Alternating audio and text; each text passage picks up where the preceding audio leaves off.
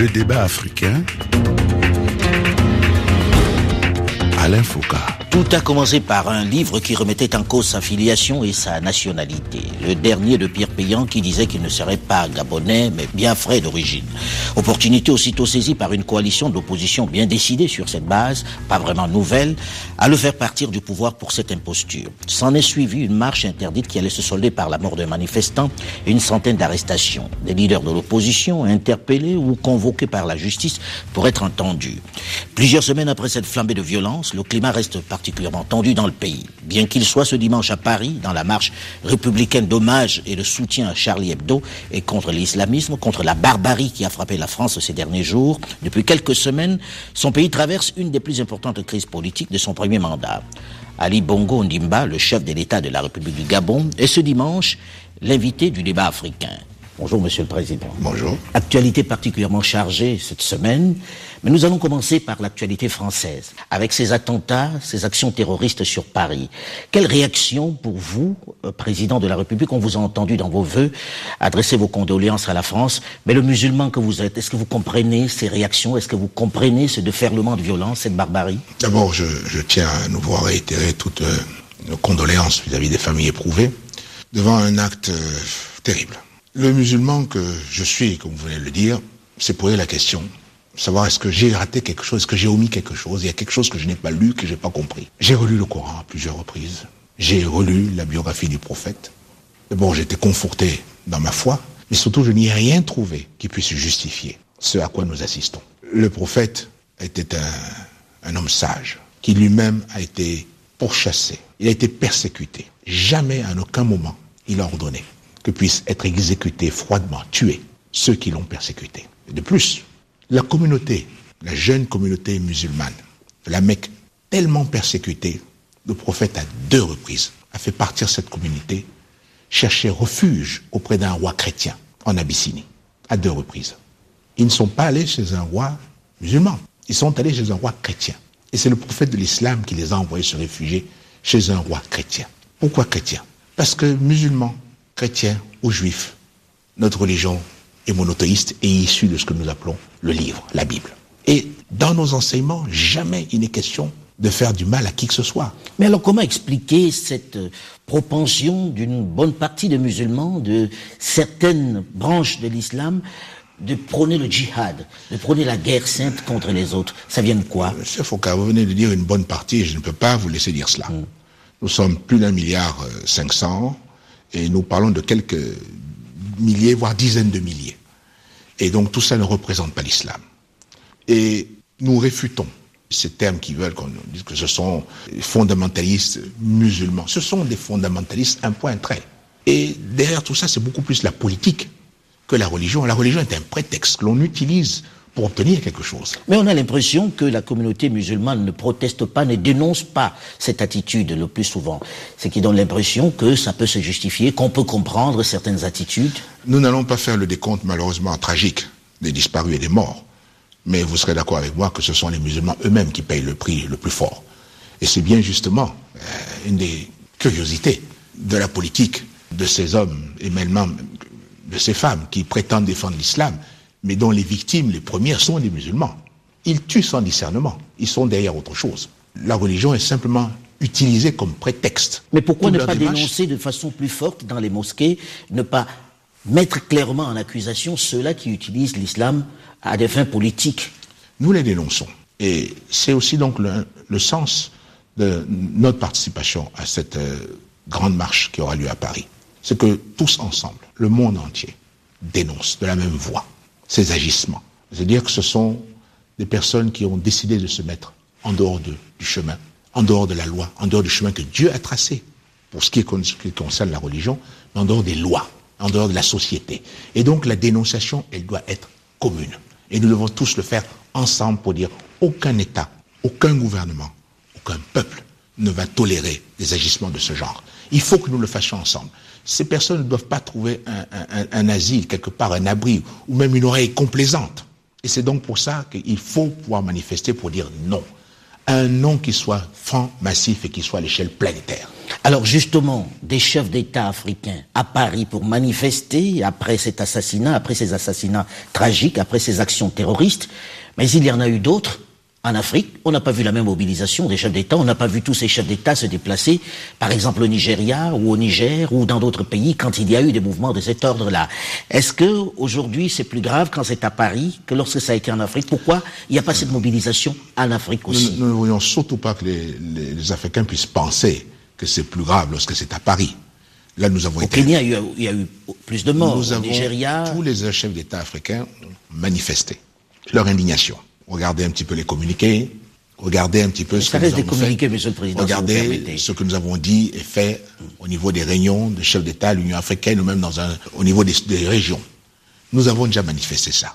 Maintenant, au niveau d'une grande manifestation comme celle qui s'est faite à Paris, c'est sûr que jusqu'à présent, ce n'a pas été le mode que nous avons utilisé. Mais c'est une suggestion et je la retiens et j'en parlerai avec mes collègues. Qu'ils puissent aller manifester quand il y a un événement de cet ordre-là dans d'autres pays africains. Bien sûr. Au Kenya, par exemple. Tout à au fait. Nigeria. Tout à fait. Et justement, ça me donne l'occasion de parler d'une autre grosse menace. Mais nous devons le faire aussi à l'invitation de ces pays-là. Mais ces pays-là n'invitent pas pour l'instant. Vous savez, quand vous venez d'avoir une attaque, vous êtes d'abord préoccupé par des questions de sécurité. Et souvent, le sentiment est que je n'ai pas pu défendre les miens.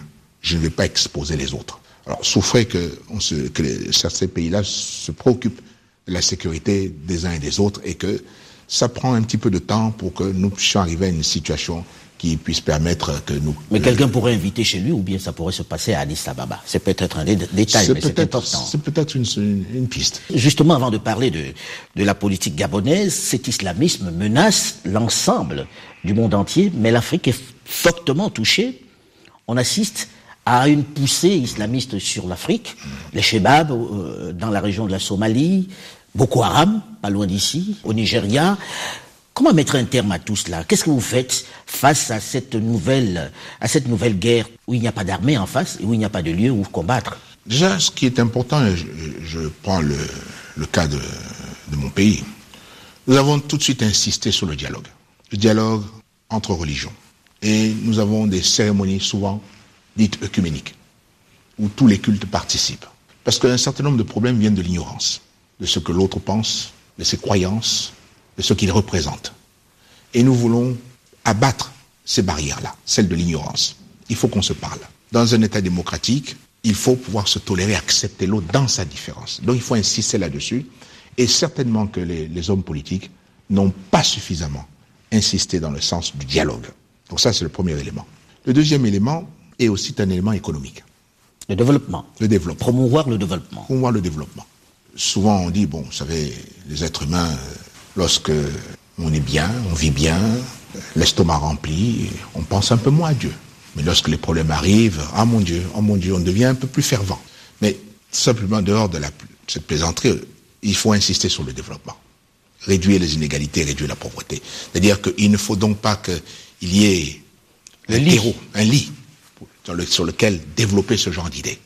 Mais alors aujourd'hui, Monsieur le Président, une fois qu'on a dit ça, quelle est la stratégie de l'Afrique pour lutter contre cet islamisme, contre ces violences, ce terrorisme? Est-ce que vous n'êtes pas dépassé? Est-ce que vous n'attendez pas trop des autres? Non, je pense que en dehors de la réponse, ce que je viens de dire, le dialogue et la réponse économique, il faut nécessairement aujourd'hui et évidemment revoir nos plans de sécurité et surtout avoir une réponse adaptée. Mais on a l'impression que chacun fait cavalier seul contre Boko Haram. Il est évident que si l'ensemble des États de la sous-région étaient réunis, ce serait beaucoup moins facile pour cette organisation. Nous y travaillons. Non, surtout ne pensez pas que nous ne faisons rien. Nous y travaillons. Disons que pendant un certain nombre de temps, nous avons eu d'autres préoccupations que celle d'équiper nos armées. Aujourd'hui, il s'agit d'abord, de revoir la formation, parce que nous sommes devant une menace. Il faut donc adapter la réponse à cette menace. Donc voir la formation en fonction, voir après l'équipement. Donc ça prend un petit peu de temps, mais c'est ce que nous sommes un petit peu en train de faire. Nous devons être convaincus que nous sommes devant des hommes qui sont déterminés. Et que maintenant, dans certains cas, le discours, il est dépassé. Et donc, il faut opposer réellement une force pour contraindre ces personnages à accepter la loi, à accepter la société. Il faut les combattre. Mais en avez-vous les moyens? Les moyens, ça se trouve, et les moyens, on se les donne. C'est donc une question maintenant pour nous de volonté, et de volonté politique. Au passage, demain, cela va certainement nous amener à avoir des dépenses, et des dépenses militaires, pour lesquelles après vous allez venir nous critiquer. Donc il faut bien savoir ce que l'on veut. Parlons de politique. Depuis quelque temps, on a assisté à une tension dans l'environnement politique gabonais, avec des manifestations, avec des arrestations, avec un mort, une manifestation qui s'est terminée de façon tragique, à la suite d'un livre. Pierre Péan qui revient une trentaine d'années après, avec un livre dans ce pays qui vous met en cause, qui parle de votre filiation, qui parle d'une imposture. J'ai envie de poser de façon pas impertinente, Monsieur le Président, mais c'est la question que beaucoup se posent. Est-ce que ce qu'il a dit est vrai? Êtes-vous Gabonais? Êtes-vous le fils de Bongo, père? Oui. Ce qui est risible dans une affaire comme celle-là, c'est que... Et en même temps, vous voyez, c'est risible et c'est triste. Triste pourquoi? Les Gabonais attendent un autre débat que celui des origines du président. Mais c'est important, Monsieur le Président, les origines du président. Les origines, ils les connaissent. Les Gabonais m'ont vu naître et grandir. Mais tous ces éléments, ces éléments qui sont sortis, Monsieur le Président, sur les actes de naissance, sur les copies, sur la manière dont ça a été fait pour le document qui a servi à devenir à être candidat, notamment cet acte qui sort de la mairie du 3e arrondissement. Monsieur Foucault, d'abord, il faut avoir un principe qui est très clair. Oui. C'est à eux de démontrer que je ne suis pas qui je suis. C'est à eux de démontrer que je ne suis pas le fils d'Omar Bongo. C'est à eux de démontrer que je viens du Biafra. Qui m'y a vu? Qui est allé me chercher? Qui m'a ramené? C'est à eux de le démontrer. Moi, j'ai une famille. Les membres de ma famille me reconnaissent comme tel. Bon. Et Dieu sait que j'ai une nombreuse famille. Et Dieu sait que mon père a eu beaucoup d'enfants. Et pourtant, c'est mon père qui m'a élevé pour devenir l'homme que je suis. Votre père peut aussi vous adopter. Mais s'il l'avait fait, il l'aurait dit. Pourquoi l'aurait-il caché? Mais pourquoi ces documents troublants, Monsieur le Président? Mais ça, ce sont des faux documents, Monsieur Foucault. Ce sont des faux documents. Je ne vais pas revenir là-dessus. Tout simplement, il faut retenir une chose. Les petits esprits discutent des gens. Les Gabonais veulent savoir qu'est-ce qu'on leur réserve, le programme que l'on a pour le développement du pays. On va parler du programme, il est donc curieux et fâcheux que les gens veulent puissent divertir l'opinion sur des sujets comme cela. Le même Pierre Péan, il est venu ici à Libreville. Je l'ai rencontré dans mon bureau. Qu'est-ce qu'il est venu me dire? Il est venu me dire qu'il voulait absolument faire un ouvrage sur mon père, le grand homme que ça a été, l'homme qui a été, critiqué, abusé. Donc il voulait rétablir la vérité. Il est venu me voir pour me le dire. Et même au sortir de mon bureau, il a dit que j'avais été vraiment... les Gabonais avaient la chance d'avoir quelqu'un qui a été bien élu. La preuve que j'étais bien élu, je n'ai pas bourré les urnes. C'était il y a combien de temps? C'était en 2011. Visiblement, n'ayant pas obtenu ce qu'il souhaitait en venant ici... Quoi donc? Mais allez lui poser la question. N'ayant pas obtenu ce qu'il souhaitait, bon, il a écrit ce qu'il a écrit. Mais en attendant, je dis, il est venu ici. Il est venu vous voir pour écrire sur votre père? Oui, monsieur. Sur mon père. Mais à aucun moment, il demandait mon assistance, mon aide. Et que lui avez-vous répondu, monsieur? Je lui ai dit qu'il n'y avait pas de problème, que nous verrions comment faire cet ouvrage et l'assistance, il me dirait ce dont il a besoin. Pour vous dire la vérité, je lui ai même dit que pour un livre comme celui-là, il fallait la participation de ma mère. Et je lui ai dit qu'il fallait que j'ai un petit peu de temps, vu les gentillesses qu'il avait écrites en son égard. Et on s'est donc mis d'accord que, bon, on allait en reparler. C'est la dernière fois que je l'ai vu. Sauf qu'il a cherché à me voir à plusieurs reprises. Il disait, au cours de mes déplacements et pas à Libreville. On a quand même entendu un certain nombre de personnes autour de vous dire qu'il avait été informé, rencardé, qu'il avait obtenu des documents de certains proches, de certaines personnes avec qui vous avez travaillé. Si il y a cette suspicion, ça veut dire qu'il y a des vérités à l'intérieur. Monsieur Foucault, oui. Si on est aussi sûr de ce que l'on avance, on amène les preuves et on amène les gens pour témoigner. Les gens qui me connaissent, ont témoigné. Ils l'ont dit. Les autres en face, ce ne sont que des allégations mensongères et ce sont que des rumeurs. Si on a des éléments, on les produit. C'est tout, monsieur Foucault. Donc, se dire que oui, il paraît que, on a dit qu'on a entendu que, on ne construit pas un monde avec cela. Et puis encore une fois, ce n'est pas la préoccupation des Gabonais à l'heure actuelle. C'est pas du tout leur préoccupation. Et donc ça, c'est un sujet pour divertir et surtout pour cacher, masquer l'absence de programme. Là, vous parlez de Jean Ping. Non, Il n'est pas le seul. Oui, il y a une opposition qui est réunie aujourd'hui, mais il est à la tête de cette opposition-là. Il dit qu'il est à la tête. Ça n'a pas été reconnu par tous. Et c'est vous qui le mettez à la tête. Pour vous, c'est la presse qui met Jean-Pierre à la tête de cette opposition. On l'a vu dans les manifestations, il était à la tête de cette manifestation-là. Mais quel est le document qui dit qu'il est à la tête de l'opposition? Je vois une réunion avec un certain nombre de leaders. Maintenant, si vous dites qu'il est à la tête, bon, si ça lui fait plaisir, ok, très bien, il est à la tête. Mais c'est pas ma préoccupation. Monsieur le Président, qu'est-ce qui vous oppose à Jean Ping, qui est un membre de votre famille, qui a 2 enfants avec votre sœur? À ce point-là, vous avez travaillé ensemble? C'est lui qui dit qu'il n'est pas de ma famille. Ce n'est pas moi. Mais qu'est-ce qui vous oppose tant? Allez lui poser la question. Mais la question lui a été posée et j'ai été surpris par ses propos. D'abord, voilà quelqu'un que nous avons soutenu dans sa quête d'une réélection à la tête de l'Union africaine. Est-ce que c'est pas là où se pose le problème? L'avez-vous vraiment soutenu pendant cette période? C'est moi qui lui ai même posé le premier la question. Je lui ai dit, Jean, allez-vous être candidat à nouveau? Une question à laquelle il m'a répondu, je ne sais pas. J'ai dit, est-ce que vous pouvez y réfléchir parce que sinon il faut qu'on se prépare. Quelque temps, plusieurs mois après, il est venu me dire qu'il était prêt. Il m'a même dit, je suis un soldat. Je fais ce qu'on me dit. Et c'est moi qui ai insisté, non. J'ai dit, en l'occurrence, est-ce que vous manifestez, vous? Il m'a dit, je suis un soldat. J'ai insisté. Il m'a dit, bon, très bien, je vais être candidat. La campagne, c'est lui qui l'a préparée.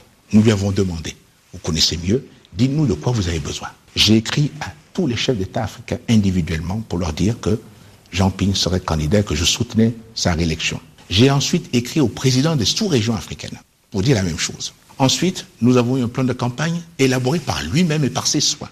Il a fait la liste des pays où lui-même irait et la liste des pays où nous enverrions des délégations, ce que nous fîmes.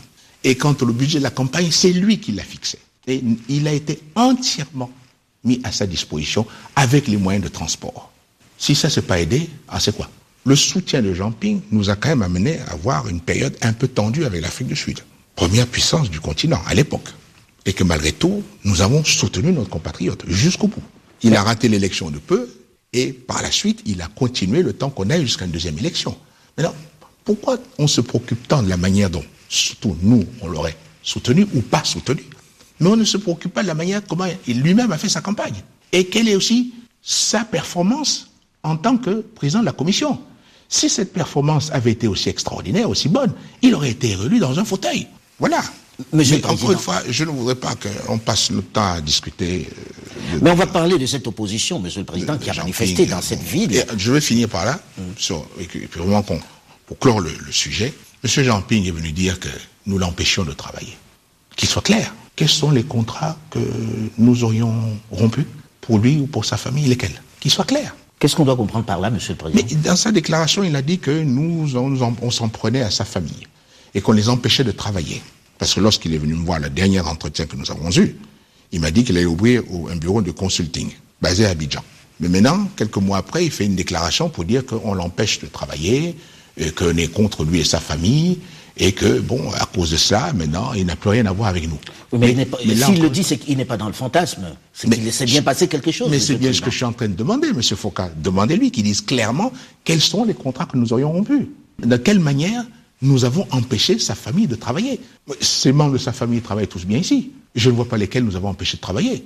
Au passage, il a aussi oublié de dire que lorsqu'il fut nommé directeur de cabinet, c'est là que nous vîmes apparaître beaucoup de ses parents venant de Chine. Non, certains sont des hommes d'affaires avec un certain succès ici, que nous n'avons jamais empêché de travailler. Donc là aussi, je souhaite que les gens soient clairs. Lorsque l'on vient dire c'est facile de dire on l'a empêché, dans quel sens? Quel est le projet que nous avons rompu? Posez-lui cette question, parce que j'ai l'impression qu'il y a un certain nombre de choses que vous laissez dire, mais vous n'allez jamais jusqu'au fond et poser les questions avec précision. On les lui pose, Monsieur le Président, et on va parler aussi de l'opposition, parce qu'il n'y a pas que Jean Ping dans cette opposition, il y a une coalition aujourd'hui qui est contre vous. On va en parler dans la seconde partie du débat africain, dans une dizaine de minutes, juste après une nouvelle édition du journal sur Radio France Internationale. Dans cette seconde partie aussi, on parlera de votre bilan, de ce que vous avez fait jusqu'à maintenant. Nous sommes dans la 5e année, il y avait beaucoup de promesses. On parlera de l'énergie et beaucoup d'autres sujets, et même de l'audit sur Total et sur Adax. Rendez-vous juste après une nouvelle édition du journal sur Radio France Internationale.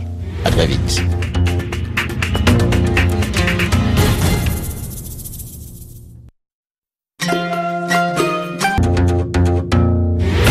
Le débat africain, Alain Foucault. Bonjour et bienvenue à ceux qui nous rejoignent seulement maintenant dans la seconde partie du débat africain qui est ce dimanche à Libreville, avec comme invité Ali Bongo Ondimba, le président de la République du Gabon. Une manifestation de l'opposition qui se termine par la mort d'un manifestant. Comment expliquer ça? Pourquoi en est-on arrivé là? Comment vous retrouvez-vous tout seul avec toute cette coalition de l'opposition contre vous? Je ne suis pas tout seul, premièrement. J'ai pour moi le fait d'avoir été élu par le peuple. Ce que certains continuent de contester, Monsieur le Président. Mais s'ils contestent, ils attendent tout simplement un bon démocrate. Ils respectent la Constitution, ils respectent les institutions et ils attendent la prochaine élection pour démontrer que c'est leur programme que le peuple gabonais choisira par rapport au mien. Tandis qu'un démocrate convaincu, c'est comme cela que l'on agit. Nous sommes en face d'un certain nombre de politiciens qui ne veulent pas respecter ni la Constitution ni les textes en vigueur. Et notamment la Constitution dans son article 3. Qui dit? La souveraineté, elle appartient au peuple. Mais ceux qui étaient dans la rue, c'était le peuple. Ceux qui sont allés manifester avec eux, c'était le peuple. Le même article 3 dit qu'aucune partie du peuple, aucun groupe, aucune section ne peut prétendre parler au nom de tout le peuple. Bon. Mais dans ce cas, on ne peut pas mettre tout le peuple dans la rue. Il faut bien qu'une partie commence à manifester. Mais c'est bien justement que la loi prévoit ce mécanisme-là. Manifester est un droit reconnu par les lois. Il n'y a pas de problème à ce niveau-là. Mais ne pas respecter la Constitution, c'est autre chose. Ainsi, le choix du peuple a été clair en 2009. Vous contestez l'élection du candidat du PDG, vous attendez les prochaines consultations électorales pour dire, bon, écoutez, nous on a un meilleur programme, vous allez voir le peuple, on a un meilleur programme, le programme de ce candidat-là n'est pas bon, et nous on estime que nous pouvons faire mieux. Et le peuple choisit et tranche. Si vous n'êtes pas dans la fébrilité, pourquoi ne pas laisser manifester ceux qui vont descendre dans la rue et dire cela, une autre partie du peuple? Comment voulez-vous laisser manifester des gens qui ne veulent pas reconnaître les institutions et reconnaître la loi, et qui font des appels à la violence et à la haine? Vous les laisseriez manifester? Mais s'ils ne représentent rien tel que vous le dites, ils ne sont pas une réelle menace. Ils sont une menace pour la sécurité des personnes et des biens. Parce que chaque fois qu'ils vont dans la rue avec ces messages de haine, on casse. C'est la violence. Et d'ailleurs, ça s'est terminé tragiquement par la mort d'un de nos compatriotes, qui, contrairement à ce qui a été dit, n'a pas été tué par les forces de l'ordre. Mais par qui a-t-il été tué, Monsieur le Président? On a vu beaucoup d'images. L'enquête est en cours, Monsieur Foucault. L'enquête est en cours, mais ce qui est une chose... Mais vous êtes formel que c'est pas la police? Nous sommes formels, les images le montrent. Ce ne sont pas les forces de l'ordre qui ont tué ce pauvre compatriote. Dans le message que vous avez adressé pour les vœux, vous avez parlé de dialogue. Est-ce que le moment n'est pas tout simplement venu d'écouter ceux-là, de discuter avec eux pour que revienne la paix, tout simplement? Monsieur Foucault, encore une fois, je n'ai pas cessé de dialoguer. Et j'ai répété que je suis un homme de dialogue. Toute ma carrière, ça a été le cas. Pourquoi ne pas dialoguer avec ceux-là, même sous le parti unique, moi je faisais partie de ceux qui voulaient le dialogue, qui voulaient plus de démocratie, par rapport à ceux qui sortent, certains aujourd'hui qui sont en face de moi, et dont vous semblez... Je ne voudrais pas vous accuser d'une certaine amnésie. Je ne voudrais pas vous accuser d'être amnésique. Mais ce sont les mêmes personnages que vous critiquiez à l'époque, qui aujourd'hui veulent se vêtir de vertu donc de grands démocrates, alors qu'ils l'ont jamais été. Moi, M. Foucault, j'ai été constant. Depuis que je suis en politique, j'ai toujours été constant. Parce qu'on a l'impression que vous avez envie de vous débarrasser de tout le monde et de façon... Mais je n'ai pas envie de me débarrasser de tout le monde. On a plus de grand monde. Je n'ai pas envie de me débarrasser de tout le monde. Ceux qui se trouvent dans cette situation-là, ce sont déjà ceux qui quittèrent le navire déjà du temps de mon père. Ce sont bien eux qui ont choisi. Le dernier en date, on revient encore M. Ping, qui aujourd'hui dit que Omar Bongo n'avait pas été élu en 93, alors que lui était un collaborateur du président. C'est quand même pas moi. C'est lui qui le dit. Et tous les autres, ce sont des gens quand même qui étaient avec nous, qui étaient dans notre parti, qui ont choisi de quitter. Mais peut-être devriez-vous vous interroger de savoir pourquoi ils vous quittent tous aujourd'hui, alors qu'ils sont restés avec votre père. Non, pour la plupart, ils n'étaient pas restés avec mon père. Il y a une petite partie d'entre eux qui ont quitté le parti, le navire, qu'on pourrait dire, après les élections présidentielles. C'est la première fois, et c'est ça qu'il faut retenir, M. Foucault, depuis 1990 que nous ne sommes pas dans un gouvernement de coalition. Ça fait 5 ans que nous ne sommes pas dans un gouvernement de coalition et que nous avons mis en place un programme qui porte ses fruits. Eh bien, tout simplement, il y a un certain nombre de personnalités qui se rendent compte que les fruits que ce programme est en train de développer et d'apporter, eh bien, ils ne vont pas en tirer profit. Et donc, il serait temps de faire suffisamment de bruit pour pouvoir, à nouveau, nous amener vers un gouvernement de coalition, rentrer au gouvernement et refaire ce qu'ils n'ont pas cessé de faire depuis 20 ans, c'est-à-dire qu'à l'intérieur, pourrir la situation et nous empêcher de travailler entre nous. Connaissez-vous le programme de mes adversaires? Ils ne sont peut-être pas encore en campagne. Personne ne connaît leur programme. Si, Ali dégage. Ça se réduit à cela, le programme. Ali dégage. Ce slogan est-il un programme? Pourquoi soutenez-vous le fait qu'il faille qu'il y ait deux types de démocraties différentes en Occident et en Afrique? Pourquoi ce parti qui gagne, qui a gagné les élections et qui les dirige, n'est pas appelé à partager le pouvoir?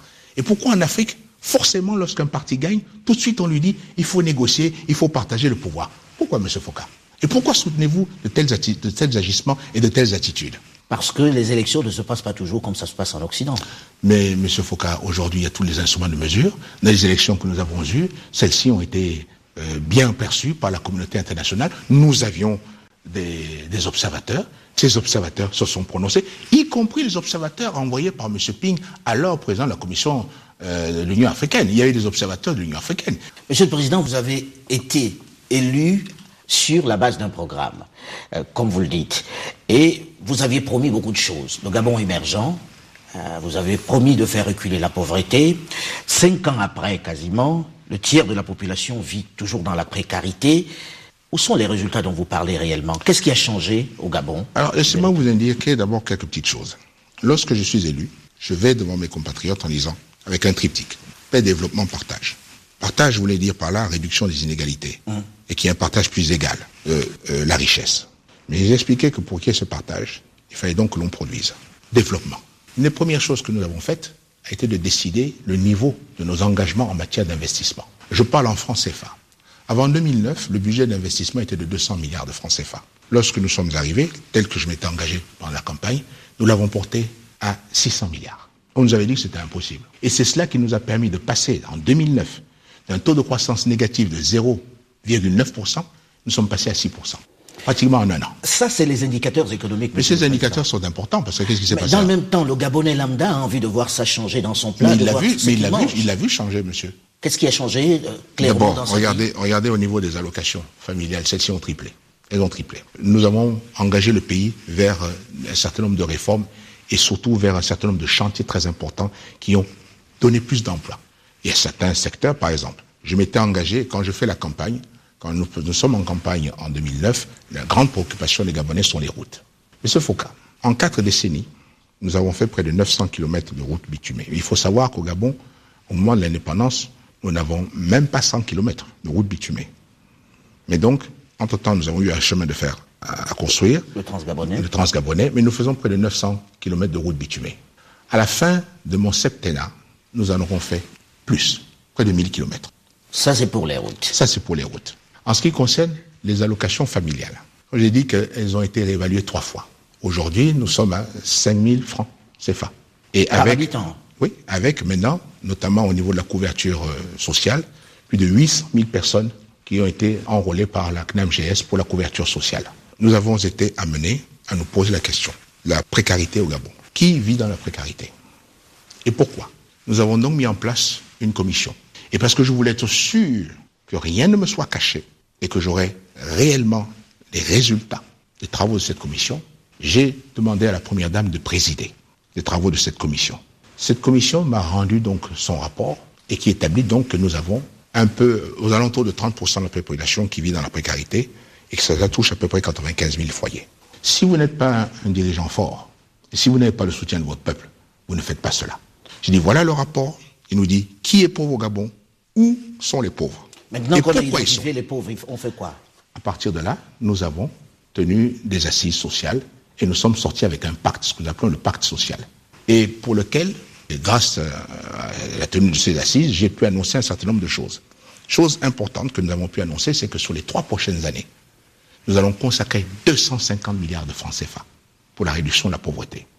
En suivant des recommandations, notamment avec des activités génératrices de revenus et un soutien conditionné pour aider les populations. C'est 250 milliards de francs sur les 3 prochaines années, M. Foucault. Ce n'est pas en 5 ans que j'ai créé 30% de pauvreté. C'est donc une situation qui existait. Mais moi, à la différence de ceux qui parlent, moi j'ai agi, j'ai voulu savoir pourquoi et où et comment nous allions sortir de là. Par exemple, sur le plan de l'agriculture, nous venons de lancer un programme important que nous avons appelé Graines. Sur les 5 prochaines années, nous allons développer 200 000 hectares de terres arables, avec l'objectif, de réduire notre dépendance alimentaire, qui est très importante. Nous dépensons près de 300 milliards de francs CFA tous les ans, et surtout à l'extérieur. Donc c'est 300 milliards de francs CFA qui peuvent être injectés dans l'économie locale. Donc ce programme va nous permettre de faire quoi?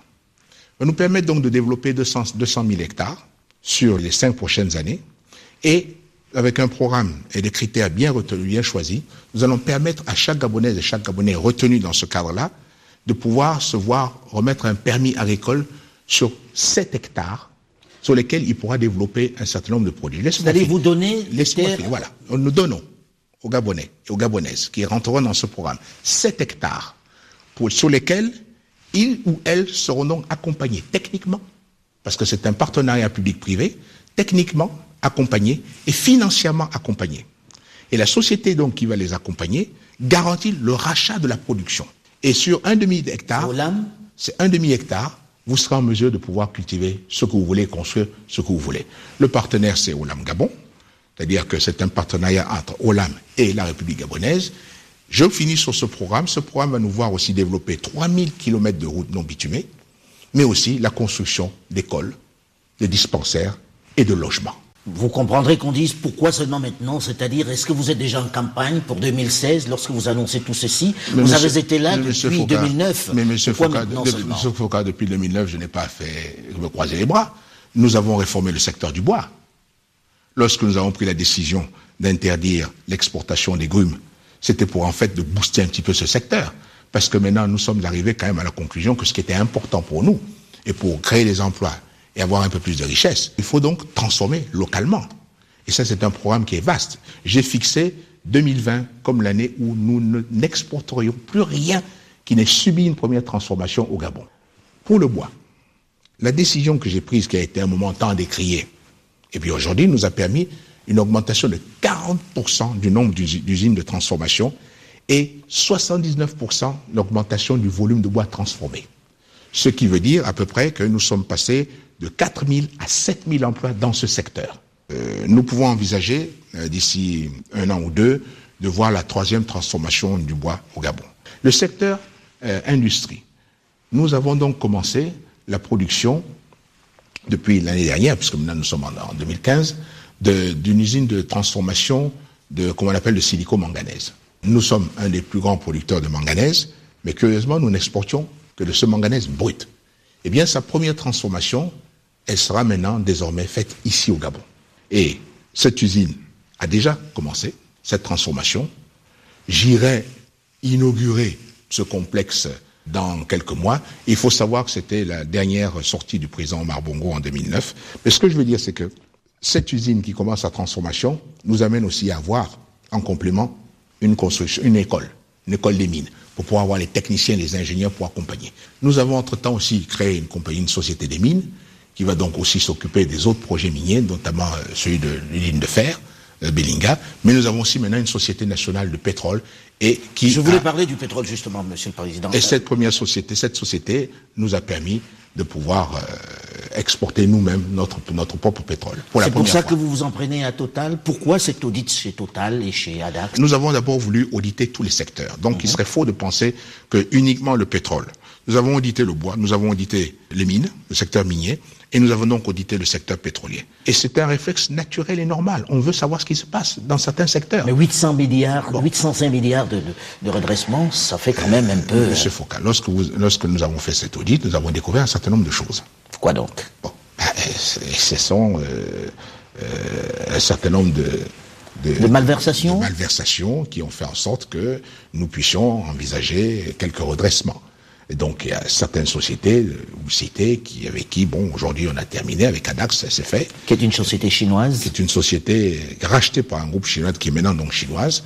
Et puis donc, on a auditionné toutes les sociétés dans le secteur. Oui, mais quand on regarde un peu, s'attaquer à Total, qui est le successeur des Elf, qui était particulièrement puissant dans ce pays, c'est pas un signal? Monsieur Foucault, oui.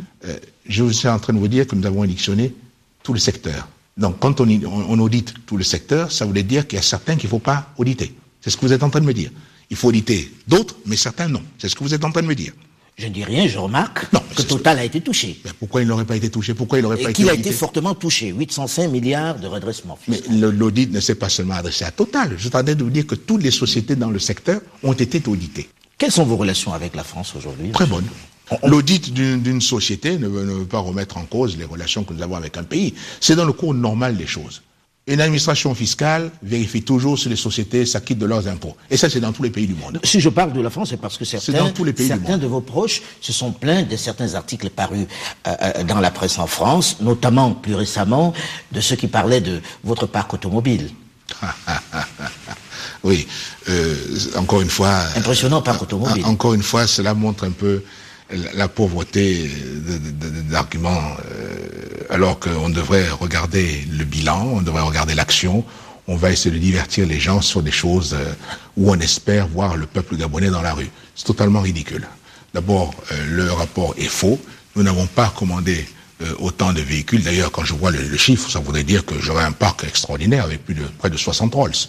Ça, oui, même, le montant pourrait acheter 60 Rolls. Je peux vous amener voir mon garage et vous verrez que vous n'en verrez pas autant. D'abord, en plus, il y a un amalgame entre les véhicules privés, certains que j'ai depuis 15 ans, les véhicules de mon père et les véhicules officiels. Il y a tout un amalgame. Bon, et en plus, bien vous dire que les photos qui ont paru, vous dire que ça ne nous inquiète pas, puisque sinon, il n'y aurait jamais eu de photos. On aurait caché. Nous n'avons rien caché. Et ces véhicules-là ne sont pas seulement enfermés dans un garage, je me déplace et je roule avec. Et je suis transparent de ce côté-là. Et surtout que cela vient, les photos et ces documents viennent de quelqu'un qui a très mal travaillé et qui a été renvoyé. Pour terminer... Et en plus, je finirai avec des choses ridicules. Je fermerai un aéroport pour pouvoir rouler avec les voitures. Enfin, on me prend pour qui? Il y a des remarques qui sont quand même un peu teintées de racisme là-dedans.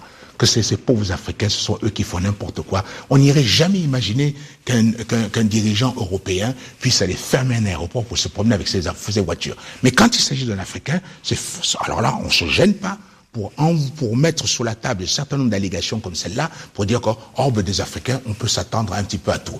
Alors, je suis désolé, mais ce genre de petites remarques qui sont quand même un peu teintées de racisme, je vous prie, M. Foucault, de dire à vos amis que ce sont des procédés qui sont un peu bas et qui ne les honorent pas.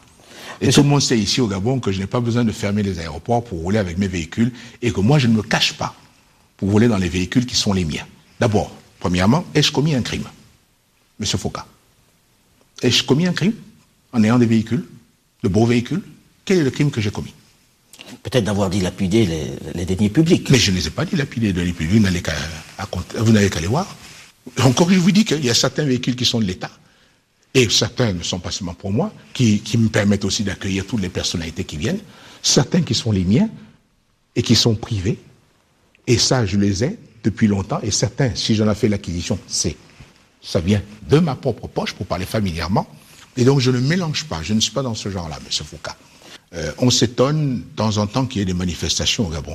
Mais où est le pays où il n'y a pas de manifestation? Vous-même, vous vivez à Paris. Est-ce qu'il se passe un seul jour en France à qu'il y ait une manifestation? Bon, est-ce que c'est pourtant parce qu'il y a une manifestation que l'on doit dire absolument, exiger que le président doit partir? J'ai pas entendu ça. Pourquoi on devrait faire les choses différemment en Afrique? Pourquoi? Merci en tout cas, Monsieur le Président, de nous avoir reçus. Merci. Mais M. Foucault, merci de m'avoir donné la possibilité de vous éclairer sur certains sujets. J'aurais préféré parler de sujets beaucoup plus importants pour mon pays comme pour moi-même, mais je sens que vous avez... Je crois qu'on en a parlé. On en a parlé, mais pas suffisamment à mon goût. On reviendra certainement. Vous êtes la bienvenue. Le débat africain est à présent terminé. Nous nous retrouvons la semaine prochaine, même heure, même fréquence, pour un autre débat africain. Et nous promettons de revenir ici, à Libreville, dans quelques semaines, pour donner la parole à l'opposition pour un autre débat africain consacré au Gabon. À très vite. Dans un instant, une nouvelle édition du journal sur RFI.